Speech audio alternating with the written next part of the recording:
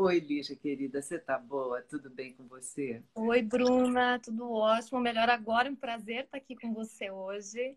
Muito obrigada, prazer te receber. E como é que você está indo nessa pandemia?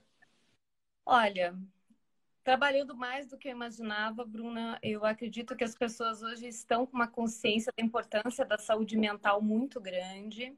Muito, Muitos tabus foram vencidos também por parte de algumas pessoas que não entendiam o quanto é importante a gente estar bem para fazer o outro bem. sem Então, dúvida. eu acredito que o teu trabalho também eu acompanho, vem muito ao encontro de tudo isso que a gente está procurando aí enfrentar da melhor forma possível, que é essa busca de se entender em todo esse processo e de fazer uma diferença positiva no meio desse caos. Maravilha, eu vou aproveitar desde já e te convidar para você escrever para a nossa Rede Felicidade também, Ai, tá? uma alegria receber esse convite como autora, como admiradora do teu trabalho e queria até falar para o pessoal que não sabe, né? A gente se conheceu pessoalmente no Rio e foi uma grata surpresa ver que você é uma pessoa ainda mais linda, tanto no físico quanto na alma, pessoalmente. Isso soma muito para quem te acompanha. Eu acho que é importante que as pessoas saibam o quanto que a Bruna também é verdadeira nos bastidores. Isso é muito importante. Obrigada, querida, obrigada. E, bom, faz tempo que a gente está para marcar essa live, mas tinha tanta coisa. A demanda digital, como você disse, nesse momento de pandemia, tem sido muito grande, especialmente porque a gente está mesmo querendo trabalhar para o coletivo, né? Para a comunidade, para o bem comum, porque todos nós estamos enfrentando grandes batalhas, cada um tá sabendo da sua e cada um está achando o seu espaço, o seu caminho, as suas grandes dúvidas, as suas adversidades, cada um está batendo de frente com um monte de coisa, mas a gente está aqui para ajudar todo mundo a superar, né? E o teu Exatamente. trabalho também é constante fazendo isso. E hoje o tema é um tema muito importante para todos nós, né? É um tema tão intrínseco que pouco se fala nele, né? As pessoas falam pouco de autossabotagem, porque as Uhum. pessoas quase que não compreendem tão bem o significado disso, o que é exatamente a autossabotagem. Então, vamos começar com o verbete, vamos começar explicando para quem está nos assistindo é, os mecanismos dessa coisa que de repente, a gente usa sem perceber, porque ela é imperceptível. Ela é de uma ordem muito mais inconsciente, né, Bruna? Então, o que eu percebo muito é que, de um modo geral, a gente tem uma leitura muito forte de quando os outros nos sabotam. E uma, Exato. e uma fraquíssima leitura de como somos, quando somos nós os nossos próximos adversários. A gente vê em primeiro plano o outro e depois, quando sobra um tempinho, a gente se vê, quem sabe, um pouquinho como o nosso próprio adversário. E esse eu contra mim mesmo, ele tem muitas vezes uma construção em vários pilares, né? Como psicanalista, eu sempre digo que o nosso ego, ele muitas vezes tenta servir a muitos senhores, Hum, né? A sociedade, aquilo que os outros esperam de mim, aquilo que eu espero de mim mesma. De repente, eu construo também um ideal para mim, uma imagem ideal. E aquilo nem sempre corresponde de fato aos meus desejos mais íntimos. Por vezes é algo muito mais para agradar do que sim. para ser. E o complicado disso é que quando a gente não conecta com a nossa verdade, nós nos tornamos muito frágeis. A gente vai se enfraquecendo. E muitas pessoas têm um mecanismo que é o seguinte, e agora eu acho que é o grande pulo do gato para quem está nos assistindo pensar sobre isso. Quantas coisas eu deixo de realizar na minha vida por medo que elas não deem certo e eu me escondo atrás de um papel do tipo, eu não queria mesmo. Ah, eu vou deixar para amanhã. Eu prefiro, às vezes, ser vista como uma pessoa preguiçosa do que como uma pessoa que não deu certo. Então, essas sabotagens do dia a dia, essa falta de comprometimento com as coisas que eu realizo, essa falta de me desafiar, de dar a cara a tapa para a vida, independente do resultado que as coisas tragam, eu me jogar nelas com intensidade, me comprometer com elas, é que muitas pessoas não conseguem. E daí você vai perdendo muitas coisas no trajeto aí. Você tocou um ponto bem importante que é a raiz, né? É legal a gente, quando a gente começa um tema, a gente entender, especialmente um tema que é nocivo para nós, é uma erva daninha na nossa alma, né? É uma coisa que a gente precisaria, teoricamente, conseguir arrancar, ou pelo menos conseguir detectar para você compreender como aquilo está te fazendo mal, que é esse adversário que nós somos de nós mesmos, ou, num caso mais grave, nós somos nossos inimigos. Então, a gente tem que entender o ponto que a Lígia coloca agora, que é o medo, né?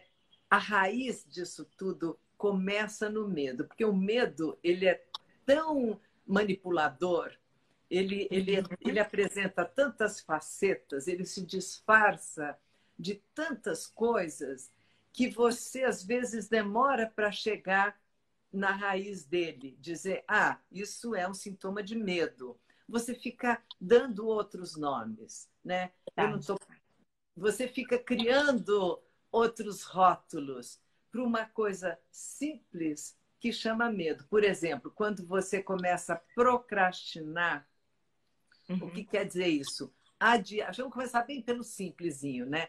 Quando você começa a adiar coisas que estão ali na tua cara, que você sabe que é importantíssimo você realizar aquilo, que aquilo vai abrir uma porta tremenda para você, que aquilo vai te mover a energia, vai te fazer bem. No entanto, você empurra, adia, não quer mexer com aquilo diretamente. Isso, o nome disso é procrastinação.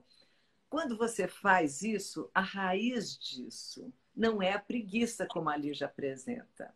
E a gente confunde muitas vezes com a preguiça. Fala, até a gente mesmo confunde. Fala, estou com maior preguiça de fazer, mas não é preguiça.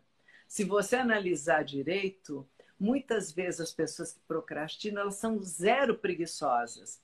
Inclusive porque, quando você começa a adiar coisas, você acaba trabalhando o dobro. É a velha história do atalho, né? Você vai pelo atalho, todo atalho dá mais trabalho. Isso é uma frase para todo mundo escrever no seu caderninho. Todo atalho dá mais trabalho, essa é a verdade. Então, a raiz desse medo da autossabotagem, que é o medo de falhar. Eu não vou dar certo. Portanto, onde você está colocando a tua energia? No julgamento dos outros. É Então, importante a gente entender isso. E esse medo, ele vem muito atrelado ao medo da rejeição, né? E às vezes a gente tem que entender um pouquinho a raiz das situações. É muito comum eu perceber pessoas que sempre foram muito validadas pelos acertos. E aí entra uma questão muito de olhar para a minha educação, para o meu conceito familiar. Porque se eu fui uma pessoa muito permeada para ser reconhecida só quando eu acerto, talvez eu passe realmente a ter muito medo de não acertar. E daí, com esse medo de não acertar, a gente às vezes fica preso a um passado e a gente tem que entender que esse passado ele tem que ser trabalhado. Eu tenho que entender que mecanismos são esses para eu não ficar chicoteando a mim mesma e tampouco a minha família, porque a gente recebe das nossas famílias aquilo que elas puderam nos dar. Então, a gente tem que fazer as pazes com o nosso histórico, entender isso, perceber os mecanismos para que a gente possa fazer ali uma sutura emocional e a partir disso começar a construir novas pontes. Puxa, até esse momento eu funcionei desse jeito, mas eu posso aprender que o ato de eu me colocar diante do meu sofrimento, da minha possibilidade humana de equívoco, não é uma vergonha. A minha vulnerabilidade me torna muito mais forte quando eu entro com ela, né? E uma coisa que eu vejo muito assim comum, a pessoa, ela muitas vezes ela sente culpa pelo sucesso dela, por exemplo, que a filha não é bem sucedida. Então a gente tem uma outra vertente também da postergação. Puxa, de repente minha família não pode estudar, minha família não pode viajar. E daí a pessoa ela vai galgando passos e chega um momento que ela começa a se sabotar. Que é como se ela transcendesse aquela instituição familiar de alguma forma, aquilo fosse uma forma de ela se sentir mal. Puxa, os outros não conseguiram e eu vou conseguir. Você sente culpa, né? A pessoa sente culpa por ela ter se sobressaído e os seus amigos não, a sua melhor amiga não, ou enfim, de alguma maneira você quer, ainda mais numa idade mais, na mais tenra idade ainda, né? Quando você está na infância ou na adolescência, e você quer que todo mundo cresça junto com você, você quer que tudo dê certo para todos. Eu acho que hoje a gente continua querendo isso, que as coisas deem certo para todos. Eu acho que um pouco do trabalho que a gente faz é para que as coisas deem certo para todos. E algumas coisas podem não dar certo individualmente, mas isso não significa que você falhou, que isso é um fracasso. Perfeito. O não dar certo não é um sinônimo de fracasso. É não deu certo. Umas coisas dão certo, outras não dão. E é importante você ter esse discernimento para, como disse a Lígia, não nem ser tão se sentir tão orgulhoso nos elogios e nem tão derrotado no fracasso. Ou seja, e uma coisa isso é tão legal, Bruna, porque uma coisa que eu percebo que as pessoas procuram fugir muito é da falta. A gente não quer sentir falta das coisas, mas a gente esquece que tem um mecanismo na falta, que é o mecanismo de organização. Quando eu tenho algo faltando em mim, eu vou em busca das coisas. Um exemplo muito clássico: dê tudo para o seu filho, tire todas as faltas dele e tire a organização estruturalmente emocional dele. Você acaba tendo uma estrutura emocional dele. Para onde que eu vou se eu não tenho falta? Então, a falta não é uma questão negativa para nós, como muitos pensam. São justamente essas lacunas que eu tenho em mim que, ao invés de eu pegar e preenchê-las com medo, eu vou atrás de conhecimento, eu vou atrás de realização, eu vou me expor. Por exemplo, uma pessoa muito tímida. Eu gosto muito dos tímidos, embora às vezes eles não gostem muito da timidez. Eu também gosto muito. Eles são muito bons ouvintes, são pessoas que têm um mundo interno muito rico. E às vezes, quando eles começam de passinho em passinho, não de grandes saltos, mas de passinho em passinho, se expor um pouco mais, eles vão entendendo a importância da riqueza interior que eles têm. E eles vão desbravando caminhos, degrauzinho a degrauzinho, step by step ali, e vão entendendo o quanto que aquilo, quando compartilhado, agrega valor. Então, eu digo para as pessoas, olha, por que a gente tem que ser assim a pessoa que dá certo em tudo? Por que nós não podemos ter felicidade dando certo em algumas coisas? E até é a vida, né? até reconceituar isso. Eu acho que o que é dar certo? Né? Será que dá certo a gente ter 1000% de tudo? Ou dar certo a gente também ter as nossas lacunas para nos humanizarmos na relação com o outro? Claro. Você tocou um ponto que é interessante, a timidez, né? Então, por exemplo, eu tenho conversado com muita gente e já tive amigos que são, por exemplo, amigas atrizes, que são pessoas tímidas. Uhum, e que perfeito. parece uma contradição. Dizer assim, ó, você é uma atriz, você precisa aparecer, mas você é uma pessoa tímida, então isso é uma autossabotagem para a sua carreira. O que eu quero explicar, eu acho bem importante esse ponto, porque isso serve não só para atores, mas serve para qualquer tipo de trabalho. Qualquer coisa que você faça na vida, socialmente, quando você se encontra numa posição mais tímida.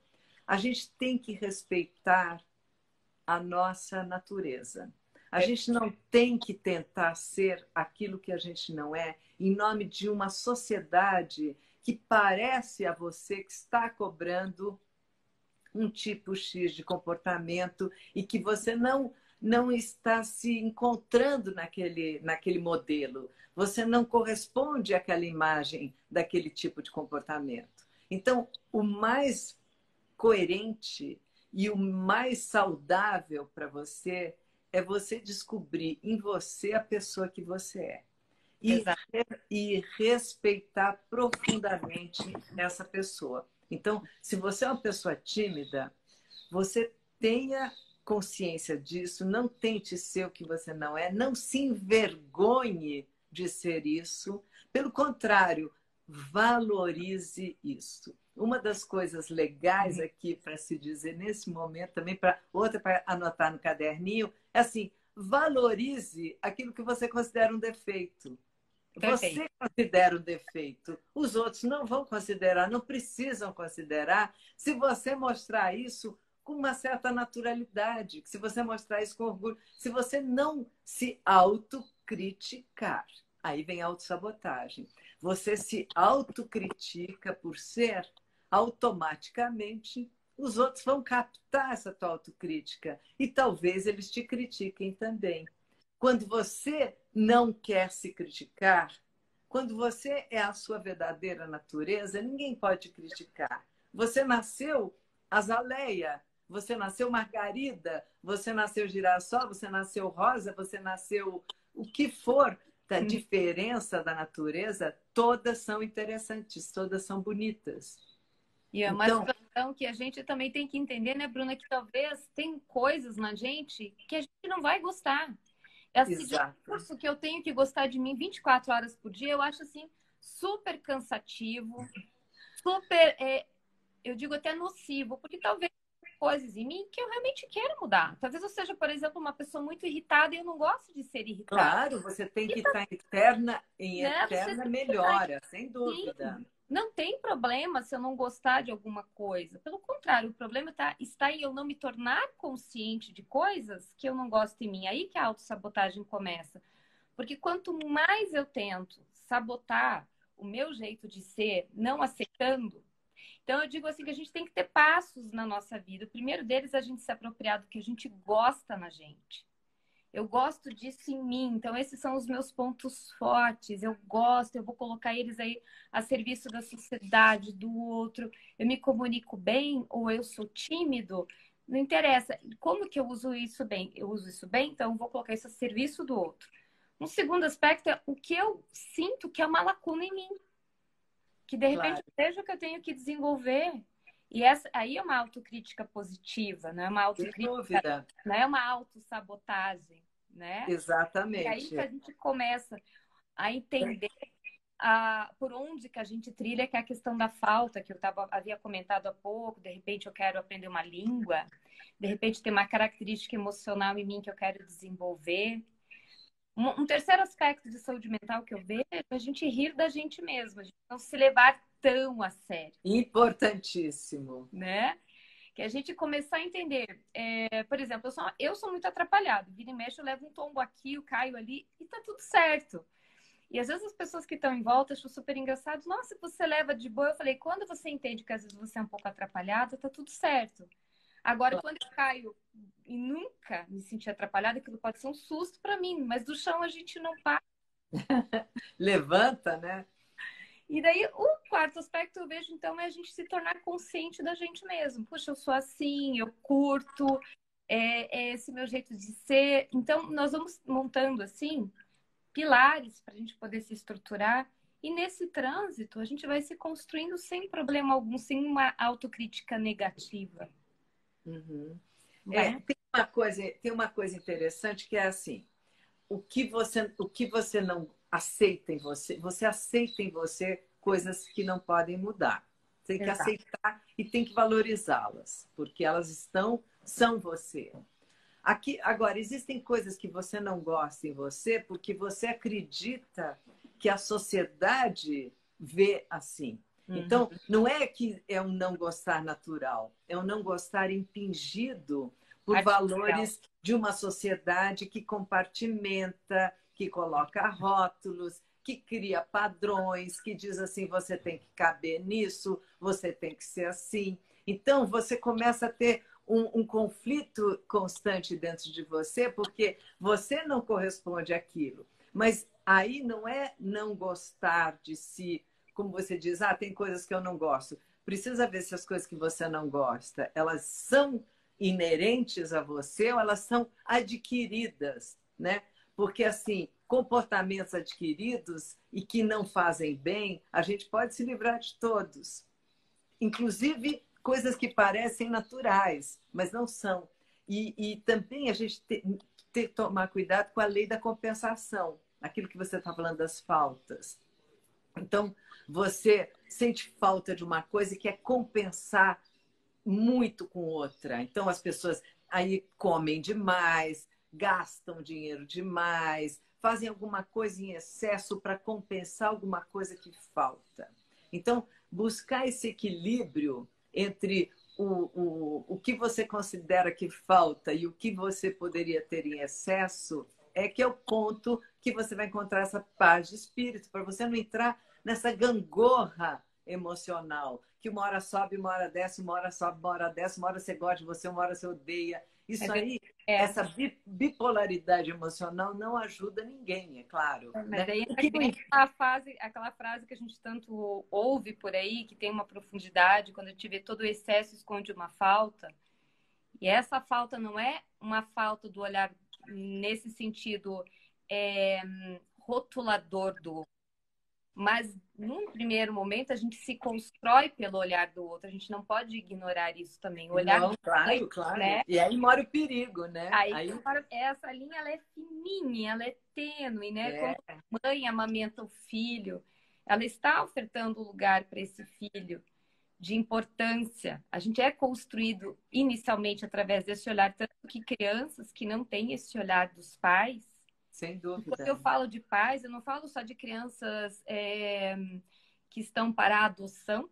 Eu estou falando de crianças que, inclusive, muitas vezes têm o pai e a mãe dentro de casa, mas que geraram a criança, mas não adotaram essa criança emocionalmente. Que isso também acontece. Às vezes você tem o pai e a mãe, mas o pai e a mãe são funcionais, não são emocionais com a criança. Tem uma ausência emocional, uma ausência amorosa. Exato. Né? Se eu não adotar o meu marido, se o meu marido não me adotar no papel afetivo, não vai funcionar a relação. Então, se a gente não se adotar, que é aí que eu entendo que a falta é importante olhar para a gente com amorosidade para aquilo que nos falta, não com uma criticidade de se comparar ao outro, mas de entender o que está faltando para a gente estar mais pleno com nós mesmos. É dessa falta que eu acho que você tão bem fala também. Que daí a gente não vai ter uma compensação negativa. Exato. Aí, uma construção interior, que é um passo muito diferente. Muito. Né? Que e mesmo a mudança, aquilo onde você tem que mudar, onde você sente que quer melhorar, onde você quer se transformar, ela brota de um lugar de saúde, ela brota de um desejo de melhorar, de ter mais qualidade de vida. Perfeito. E de, sobretudo, de empatia. Eu acho que você só vai se olhar bem na medida que você é capaz de olhar os outros bem.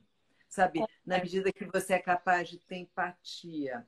Por exemplo, eu estava falando outro dia de relacionamento e, na verdade, assim, você só vai receber esse olhar amoroso, que é importantíssimo, como você disse, das pessoas, da pessoa que você ama e tal, na medida que você também se amar. Porque é importante o autorrespeito, que está ligado à autoestima, que está ligado a você ter essa aceitação desse ser humano complexo que você é e ir trabalhando nele, como a gente está aqui trabalhando, e nós mesmas nos trabalhamos, né, Lígia? A gente trabalha o tempo inteiro. Então, essa sensação é que vai te dar essa possibilidade de ser olhado também ou ser olhada amorosamente por alguém. E é importante que você olhe seu filho, é importante que você olhe seus amigos, é importante que você olhe seus bichos, é importante que você olhe todo mundo que te cerca. É muito, muito importante. Porque você está irradiando uma coisa boa, que inevitavelmente volta para você. Pessoas felizes são menos manipuláveis. Sem dúvida.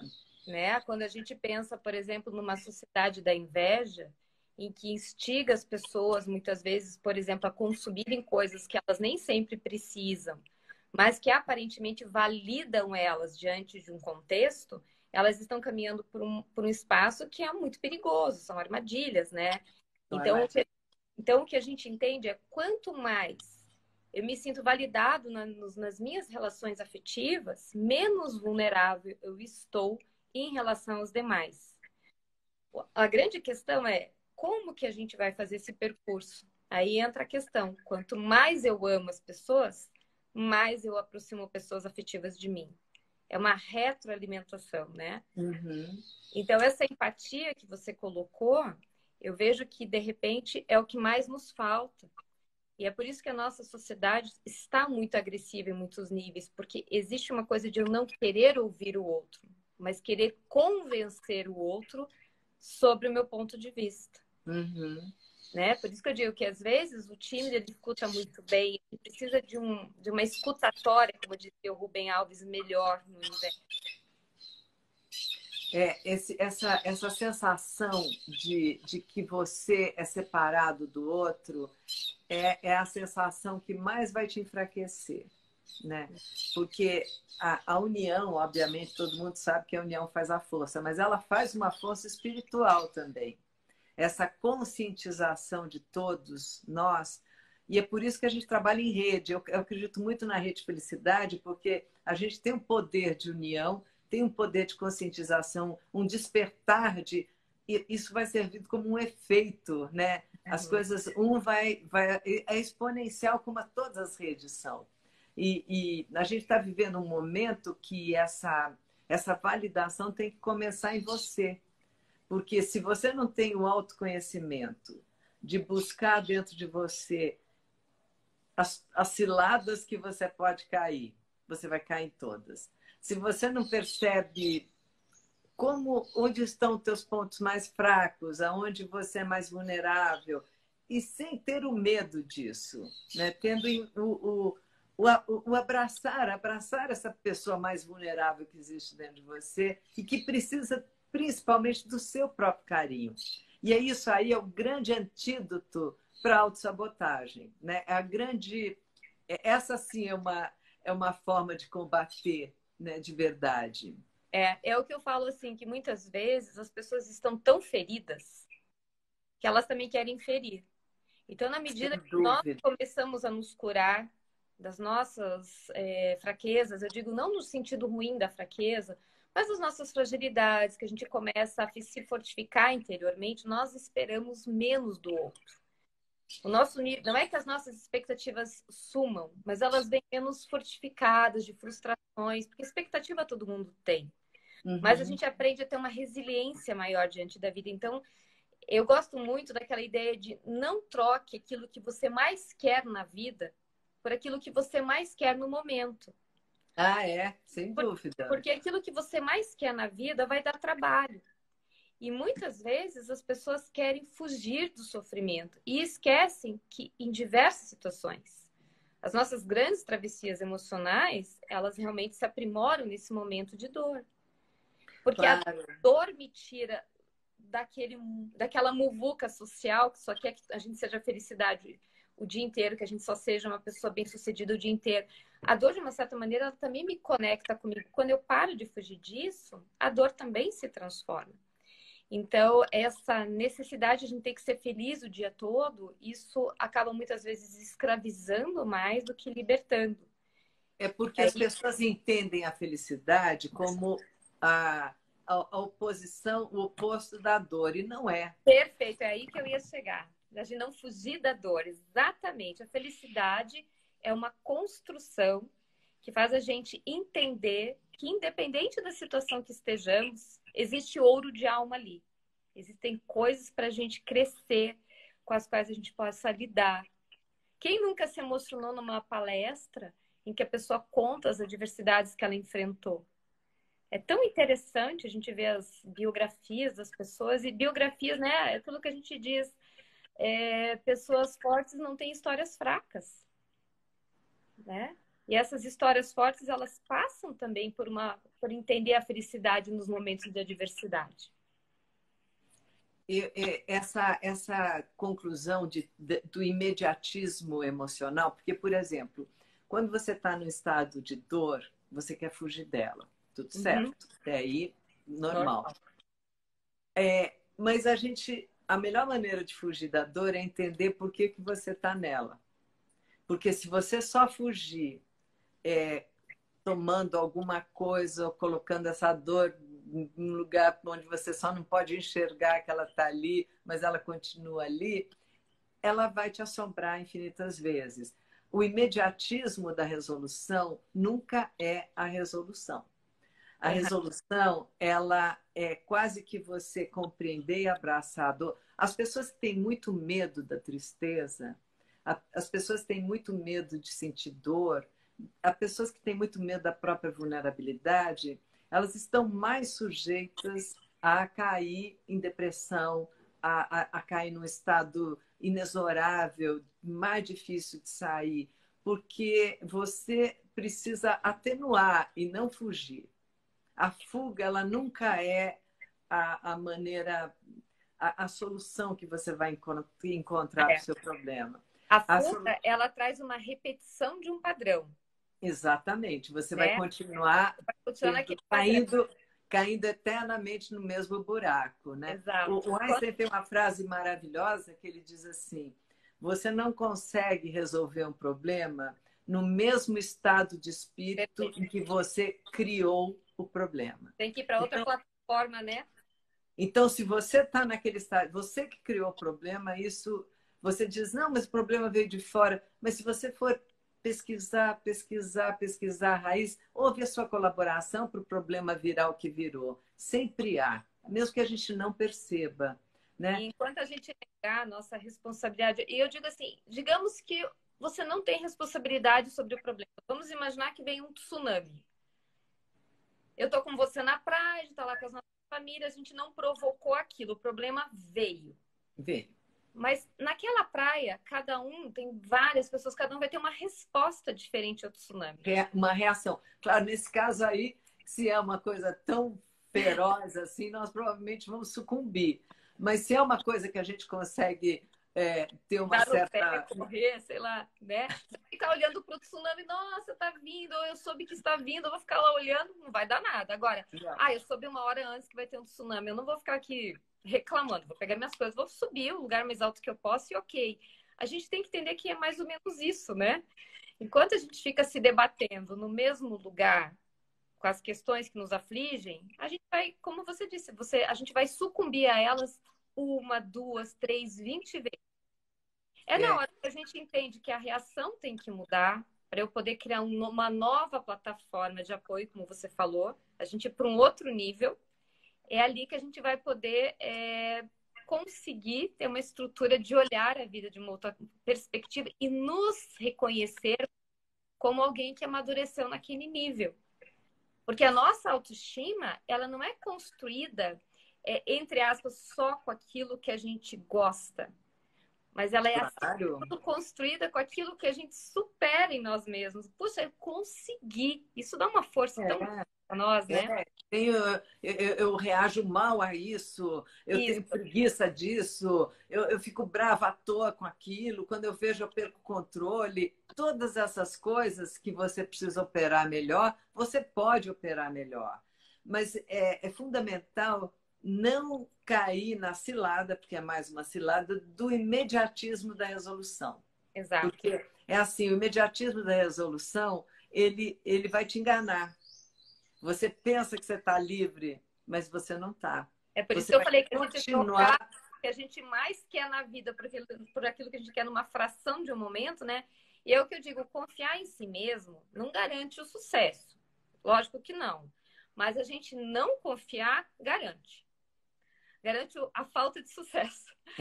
Se eu não puder contar comigo mesma, eu vou contar com quem? Se eu me auto-saboto, se eu me coloco em situações repetitivas o tempo todo, é óbvio que eu não vou ter como fazer uma construção diferente para minha vida. Eu vou ter relações abusivas, eu vou ter trabalhos que eu não gosto, eu vou ter pessoas me desrespeitando o tempo todo, porque se eu não ensino para o outro o limite, aí eu fico esperando que o outro construa isso, é a gente delegar responsabilidades. Acho que é um equívoco tenho certeza, é um equívoco tão grande, né? Claro. Esperar que os outros se responsabilizem por aquilo que nós temos que fazer, se vitimizar, que eu vejo que é uma coisa tão negativa. Quando você se vitimiza, você acaba, de fato, sendo essa vítima. Não tem como você sair disso. Você é essa vítima. Você construiu uma relação, e eu acho que a sensação do que é uma relação abusiva, ela é muito perceptível imediatamente, ela é muito perceptível rapidamente. Por mais que a pessoa diga, não, mas depois ele foi um amor, isso no caso de uma mulher, né? Depois ele diz que se arrependeu, depois ele diz que me ama. esse depois é um truque.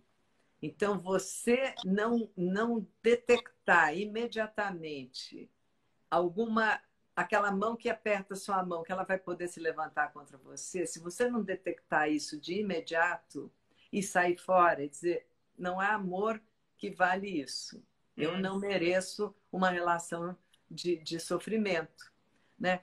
Porque certas dores, elas são realmente inevitáveis na vida. A gente perde pessoas que a gente ama, isso aí, a gente vai passar por isso. Mas como diz o budismo, o sofrimento é uma opção. Ele é É. opcional. Eu vejo Então isso até você na questão do perdão, né, Bruna? concorda. Quando a gente tem uma dificuldade de perdoar, enquanto a gente está no mecanismo, e veja, eu não estou falando para as pessoas que é algo fácil, né? Eu vejo o quanto que às vezes demanda de energia, mas quando a gente perdoa o outro, o primeiro a se beneficiar somos nós. Nós nos libertamos de uma engrenagem que estava nos aprisionando.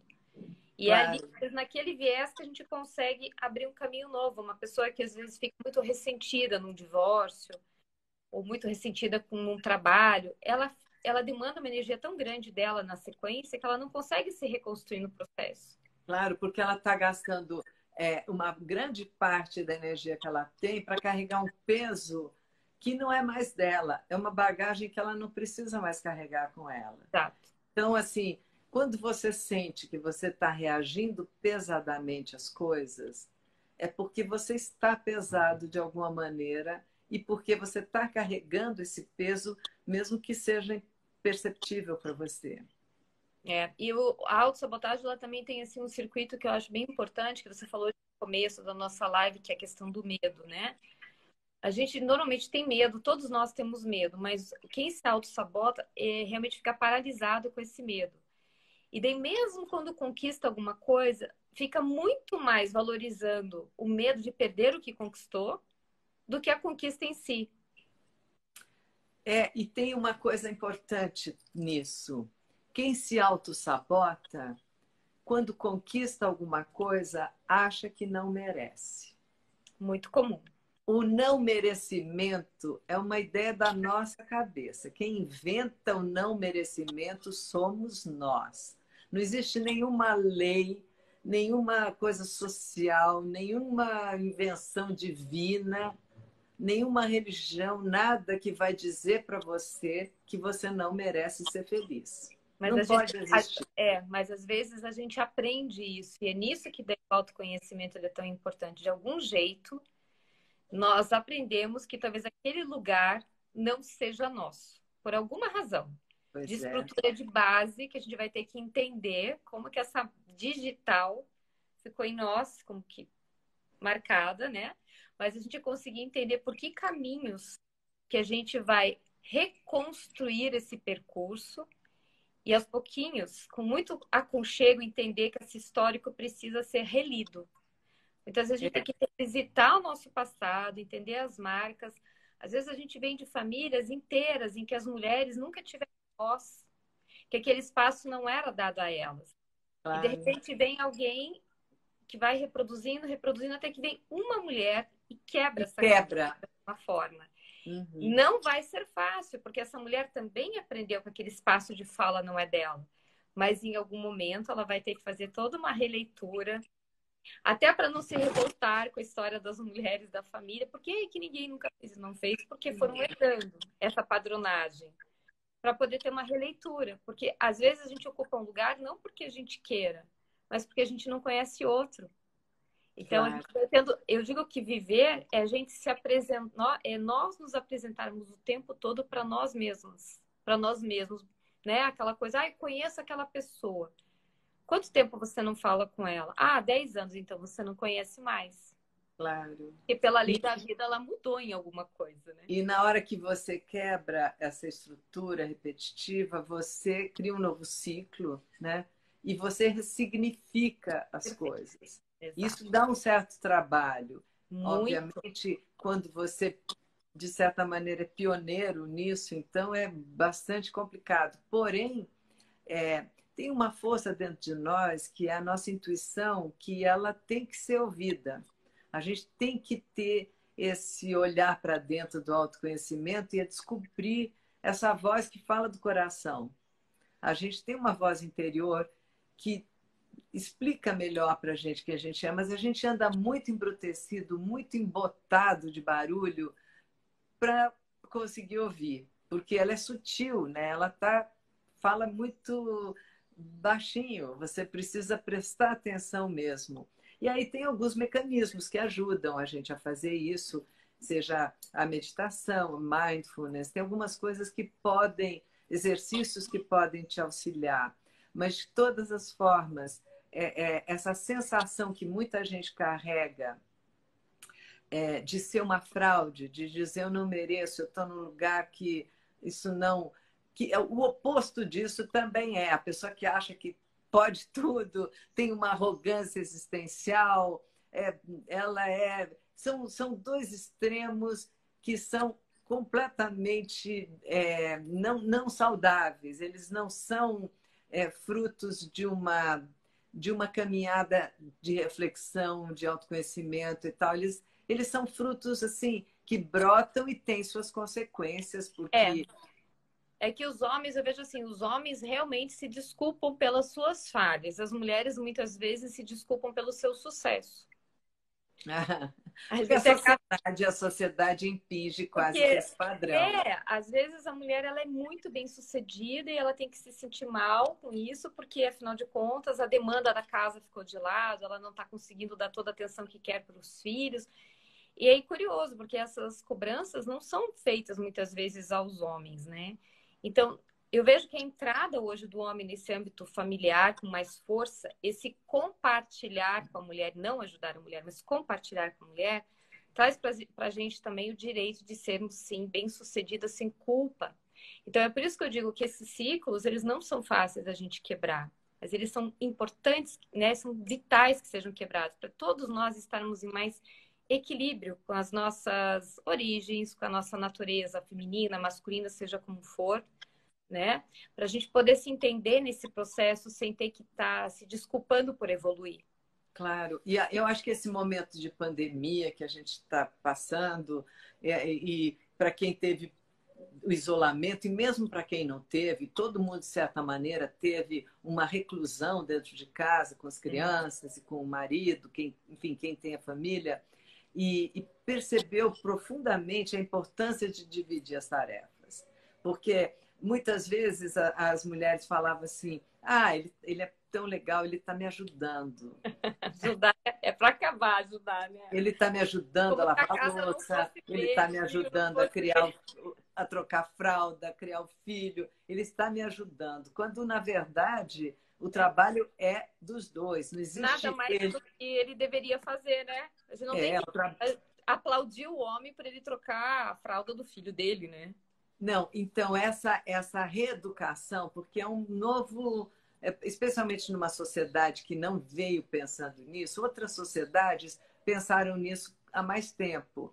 A nossa ainda está engatinhando, mas muitas mulheres também descobriram o contrário, que o cara não ajuda de jeito nenhum, que o cara é péssimo e tal. É hora de, sabe, é hora de falar, eu vou mudar minha vida, eu vou para outro canto. São grandes decisões, mas são decisões que vão te fazer mais feliz. Eu acho que a gente tem que ter esse desejo de ser feliz, lembrando que a felicidade não deixa de incluir momentos tristes, você vai chorar, você vai sentir dor, você vai sentir saudade, você vai sentir tudo. A felicidade não torna você desumano. Você é uma pessoa humana com vulnerabilidades, todas elas. Você tem que passar por todas. Se você perder alguém, você tem que sentir o luto. Não é assim, eu sou feliz, então eu esqueço esse luto. Não, é importantíssimo que você sinta isso. É importantíssimo que você passe por esse momento interno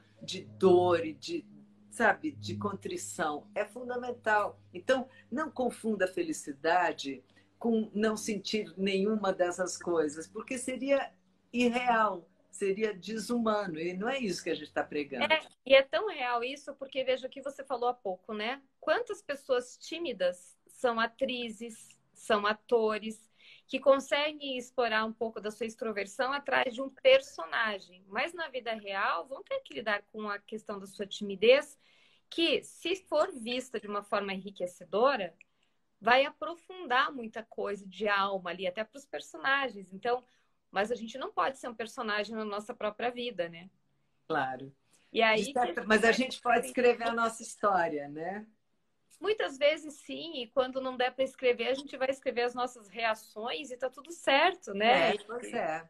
E é assim que funciona, que é o que a gente falou até agora há pouco dos homens, eles compartilharem e o quanto que essa postura nova que a gente, de alguma forma, espera que os homens tenham, também nos coloca no lugar novo como mulher. De também aprender que a gente não precisa ser onipresente, que nós também cansamos, que nós não precisamos ser super heroínas o dia todo, né? Claro, assumir falhas, né? Eu acho que dos dois lados, assumir falha não significa Cansaço, se cansar. autossabotagem. É, só se for cansar. Autossabotagem ou autoestima não tem nada a ver com falhas. A gente falha, a gente erra, a gente cai, a Tem gente levanta. limitações, a gente não dá conta de tudo e tá tudo certo. E tem dia que a gente tá bem, tem dia que a gente não tá. E faz parte, né, Bruna? E Então, isso não pode minar de maneira nenhuma o teu sentimento em relação a você mesmo como ser humano. exato.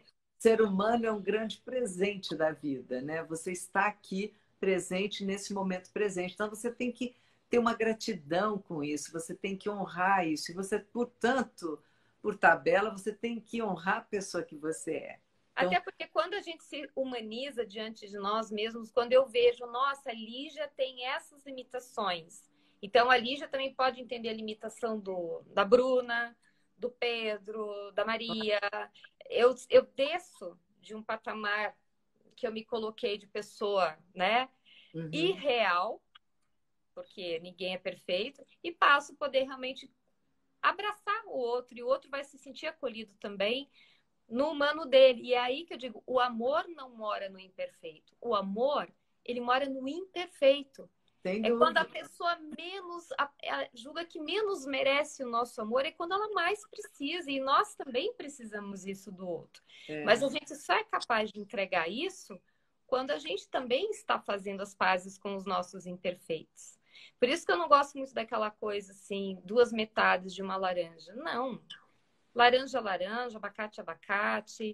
E você não tem que estar ali inteiro, nem o outro sendo metade. Você está ali sendo quem você é, que é para isso que a gente está numa relação, para a gente se enxergar através de outros espelhos, seja com o parceiro, com o filho, com os pais, com os amigos. Somos espelhos, sermos espelhos saudáveis para os outros, né? Claro, a beleza, inclusive, está na diversidade, né? A beleza está em você compreender, porque se você só compreender quem você se identifica e quem você acha que é igual a você, você vai estar uma limitação muito grande. Empobrecedor. Até porque a gente não sabe ainda quem a gente é. A gente demora, a gente chega numa caminhada, num percurso de grande trabalho, trabalho individual mesmo, né? Um trabalho corajoso. O trabalho de autoconhecimento é um trabalho corajoso, Você porque falou tudo agora.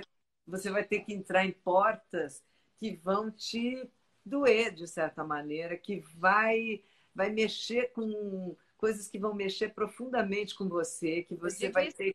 demais para os meus psicanalizantes, quando eles falam, Lígia, eu tô vindo aqui buscar ajuda porque eu não sei se eu estou em desequilíbrio. Eu falei, não, desequilíbrio eu não sei. Com coragem você deve estar muita. Porque Uhum. para a gente ter esse enfrentamento de nós com nós mesmos é exatamente isso que você colocou. Tem que ter muita coragem. A gente se encarar requer coragem. E para a gente ter coragem, a gente tem que entender que o imperfeito tem que andar de mãos dadas com nós mesmos, e isso não é uma autossabotagem, isso é amor e amor dos bons. Claro, quando a pessoa compreende aquilo que ela não gosta nela, e quando ela traz isso à tona para ela mesma, isso já é uma força muito grande. A pessoa pode dizer assim: ah, eu sou muito fraca, eu tenho isso, isso, isso que não é legal. Isso, só você ter essa consciência, esse reconhecimento, já faz de você uma pessoa forte. Já faz alguém especial, já torna você especial. Quando você é mesmo fraco, está no momento de grande fraqueza, você não reconhece nada, você não sequer percebe, você é capaz de dizer para você mesmo o contrário do que você está fazendo. Então, não é só o que você diz, mas aquilo que você faz. A gente tem que prestar muita atenção nas nossas ações. Porque quantas e quantas vezes a gente vai estar dizendo uma coisa e fazendo outra. Aí você, pá, entrou em dissonância. Né? Exato. Se você pensa uma coisa, diz outra e faz outra, você já dançou. Você já está totalmente quebrado, totalmente fragmentado. Você precisa juntar esses três poderes. O poder do que você pensa, do que você diz e do que você faz. Você precisa alinhar isso. E isso, sim, vai te colocar no mundo como uma pessoa inteira, vai te colocar no mundo como uma pessoa que as pessoas respeitam, porque você vai trabalhar com a sua verdade. E quando a gente se apropria da nossa verdade, nós deixamos de ser vulneráveis, porque qualquer crítica que venha mais forte não vai ser lida como uma facada, como um tapa, como uma agressão. Vai ser vista como um sinal, porque quando a gente começa a baixar um pouquinho a guarda, claro, eu estou falando de críticas bem construídas, a gente não está falando de coisas vazias, porque a gente vê, às vezes, em palco de internet, coisas muito ruins, né, Bruna? A gente vê que tem gente que destrói o outro sem dó. A gente está falando de coisas construtivas, aí a gente consegue de verdade absorver e muitas vezes ter altos insights a partir de coisas que as pessoas nos dizem, às vezes desbloquear padrões repetitivos, desbloquear dificuldades de se construir, de transpor dificuldades maiores até para a gente crescer. Então, o caminho é amplo, né?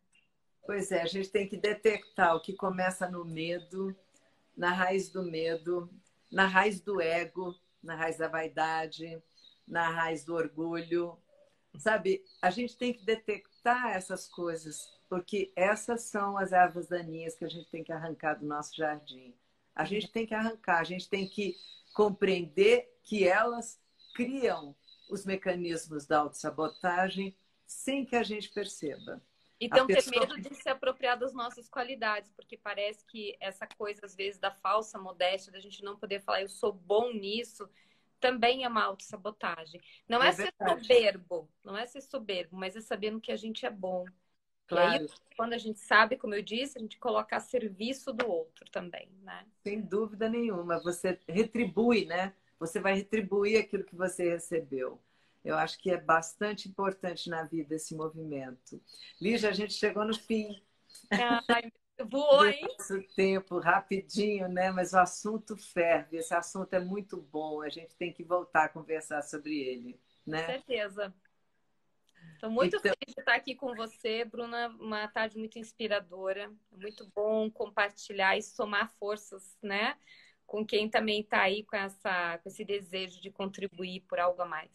É isso mesmo. A gente junta esforços e a gente junta uma porção de pessoas que estão aqui assistindo a gente, que ainda vão assistir depois, porque eu falo para todas, as lives ficam sempre salvas no meu canal do YouTube, quer dizer, muita bom saber, já falo para o pessoal que não pôde no meu canal, eu já aviso. Exatamente. Então, é legal porque as pessoas vão juntar, sabe? Eu acho que a gente forma uma corrente. Eu acredito nessa corrente do bem. Eu acredito em que a gente vai formando pequenos elos e todo mundo que está aqui assistindo, que mandou mensagem, que está mandando corações, está aqui com a gente, muito, muito obrigada. E vocês são elos dessa corrente. Muito lindo esse pessoal aqui escrevendo. Eu estou aqui acompanhando, toca, gente, de ver que está todo mundo pensando junto. É uma força muito grande que toma forma. Tenho certeza que cada pessoa sai um pouquinho diferente depois de um bate-papo como esse. Eu vou ser diferente, com certeza. É verdade. E é essa transformação através do outro que dá um sentido maior para a nossa existência. Claro, a gente abre canais dentro de nós e dentro dos outros. E o mais bonito de tudo, a gente junta esses canais. A gente não está sozinho, nenhum de vocês está sozinho. Aliás, esse é um dos princípios mais importantes da gente não se auto-sabotar, é a gente entender o quanto o outro é importante na nossa construção e a responsabilidade que a gente tem sobre o outro também. É verdade. Lígia, querida, super obrigada. Um beijo enorme para você. Muito também. Obrigada. Tudo de bom. Obrigada a todos que estiveram com a gente nessa tarde linda. Então, muito obrigada, gente. Obrigada por vocês, amados. Vocês estão juntos sempre. Eu fico super feliz. Obrigada pelas lindas mensagens. E vamos continuar junto. Quinta-feira tem outra. Beijo, querida. Obrigada, viu, meu amor? Até. Tchau.